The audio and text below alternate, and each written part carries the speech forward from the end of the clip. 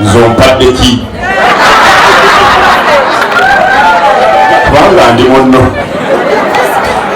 wampadde omukisa nani wanegende nno naye embuzi namayumba naye tofaayo gwemposa nja kuyita naawe ogabente basebona bajjabo musikirize mpite ssentebe w'omukolo guno omukungu Erika Gwandagala ati Mukama engalo ez'amaanyi okugamba nti Mukama yeebazibwe za musasula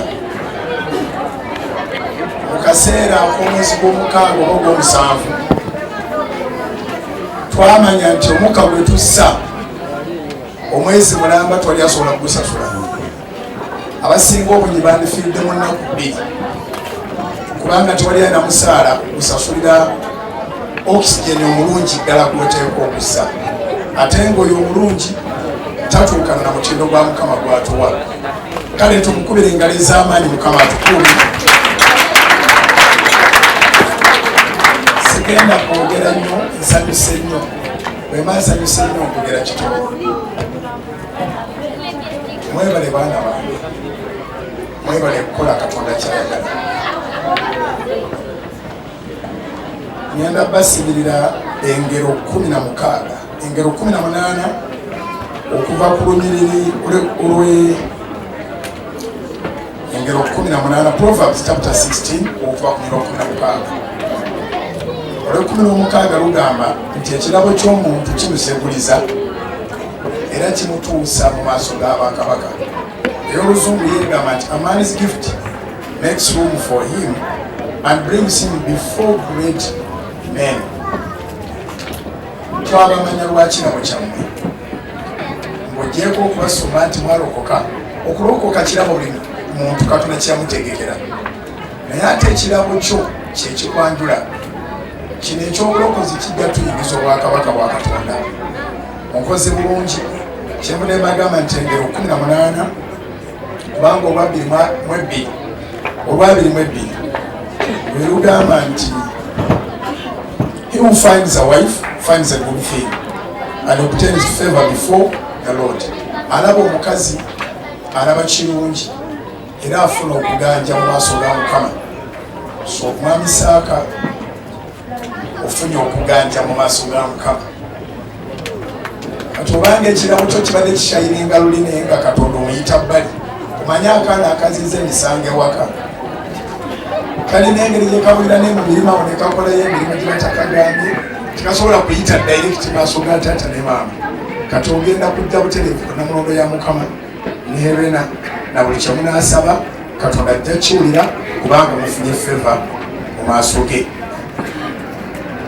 Twagala kubasabira mukisa munyweze ekirabo kyammwe nga Bayibuli bwegambye nti ekirabo ky'omuntu kimuseguliza. Mpulidde abaana bangi abawa obujulizi nga wabakwatako. Kati ekirabo kyo si kyakuggwaawo kubanga be mukutteko nabo balina kati ne bakwatako. Ate musobola okusalawo ne mugaa nti kati tetukyayimba ku mikolo, tetukyayimba bantu bonna, tuyigiriza buyigiriza abagenda okuyimba. So ekigambo kya Katonda kiba kiramu, kiba kituufu. Ekirabo ky'omuntu kimuseguliza. Mbaagaliza obufumbo obulungi. Nze ne Susan Makula tubawaddeyo ente, tulina ekirabo kyaffe Namayumba awo. Omunaaba mwagala nte yennyini weeri mujje mulondemu kye mwagala. Omunaaba mwagala kaashi ajja mu nte awo mujja mu ofiisi temugenda Namayumba.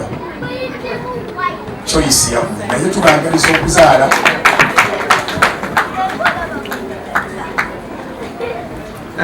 ngire ekitiibwa mbasembera Namayumba wala ente kabaginone.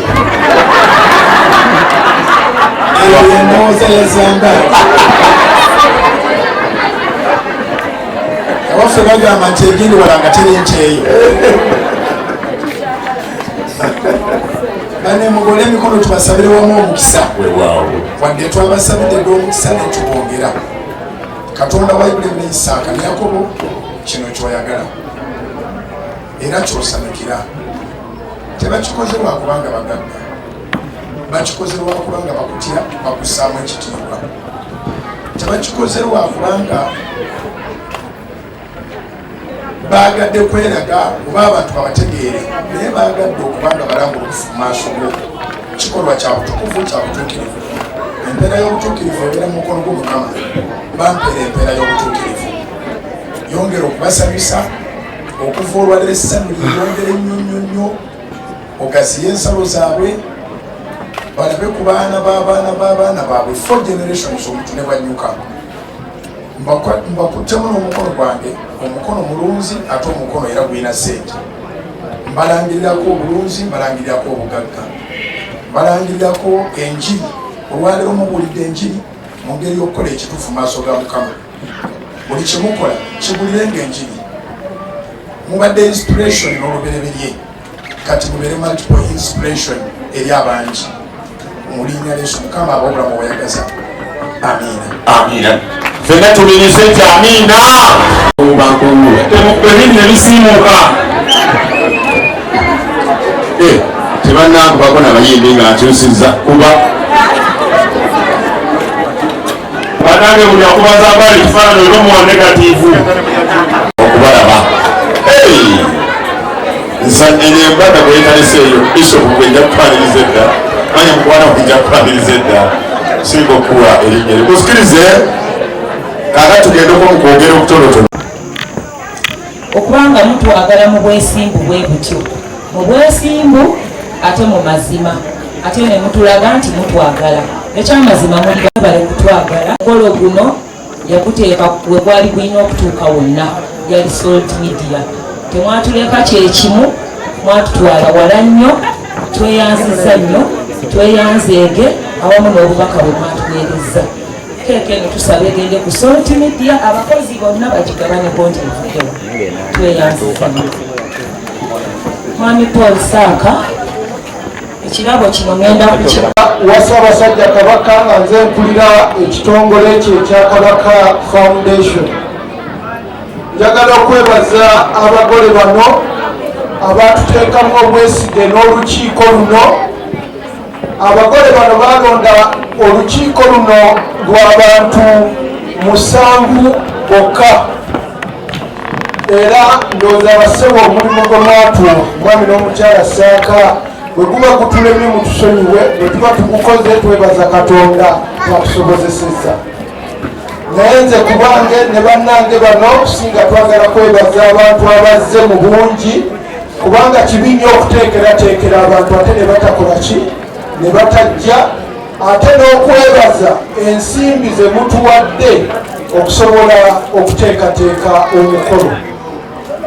Katonda ye byonna yennyini buyinza era yasobozesezza kino. Abagole tubaagaliza emikisa bya Katonda, eddembe n'essanyu mu bakaaga. Era munzikiriza olwakadde tukubire akakiiko nga nze siriiko mu ngalo olw'omulimu omunene gwe bakoze. Omukulu wano na bano bonna babadde batuula fofofo okulaba nga ekintu kikola kitambula. Abagole mutusonyiwa bwe tuba tulina lwe tubanyiiziza ne tubadde twagala embeera eveeyo mu kitiibwa kitubadde tukola tetwagala, tulowooza ntugezezzaako okuggyayo ekitiibwa kuba muli ba bitiibwa. Mwebale nnyo, mwebalire ddala, era nja kubasaba mujje mubuuze ku bantu.